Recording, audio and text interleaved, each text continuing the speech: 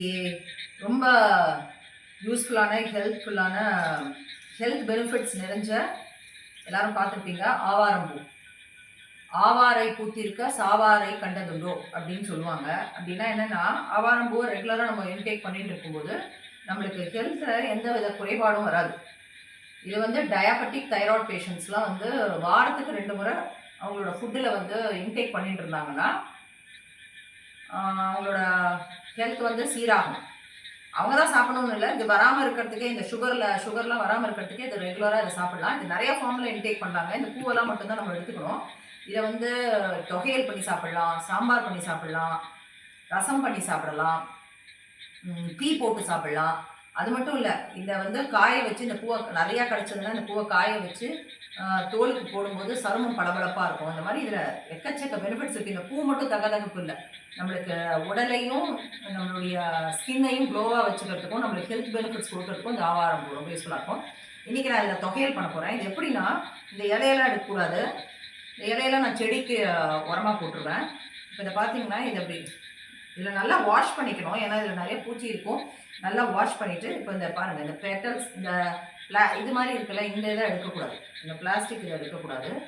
இந்த பூவெல்லாம் இதழாக எடுத்துக்கணும் நம்ம தனித்தனியாக. எல்லோவாக இருக்கிற இந்த பூவை மட்டும்தான் இப்படி இதழாக எடுத்துக்கணும். இப்படி எடுக்கணும். அப்புறம் திரும்பி வாஷ் பண்ணணும் நம்ம நல்லா. ஒரு வாட்டி வாஷ் பண்ணிட்டேன். இதை எடுக்கக்கூடாது. இந்த மாதிரி இந்த ஒரு மாதிரி பிளாஸ்டிக் மாதிரி தெரியும்ல, இது எடுக்கக்கூடாது. இந்த மொட்டெல்லாம் எடுத்துக்கலாம் நம்ம.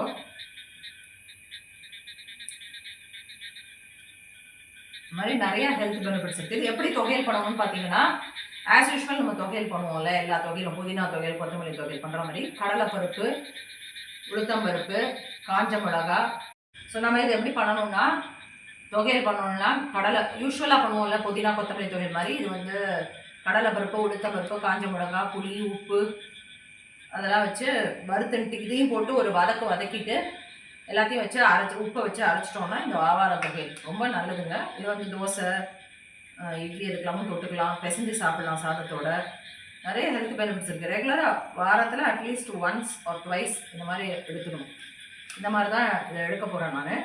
இதை ஃபுல்லாத்தையும் அந்த மாதிரி பூவெல்லாம் எடுத்துகிட்டு எண்ணெய் ஊற்றி கொஞ்சமாக ஒரு ஸ்பூன் எண்ணெய் ஊற்றி கடலைப்பருப்பு, உளுத்தம்பருப்பு, காஞ்ச மிளகா, அப்புறம் இதெல்லாமும் கருவேப்பிலை 2, இந்த ஆவாரம்பூவையும் போட்டு வதக்கிட்டு புளியையும் வதக்கிட்டு புளி உப்பையும் இது எல்லாத்தையும் வதக்கினதெல்லாம் வச்சு உப்போடு சேர்த்து அரைச்சி எடுத்துக்க போகிறேன்.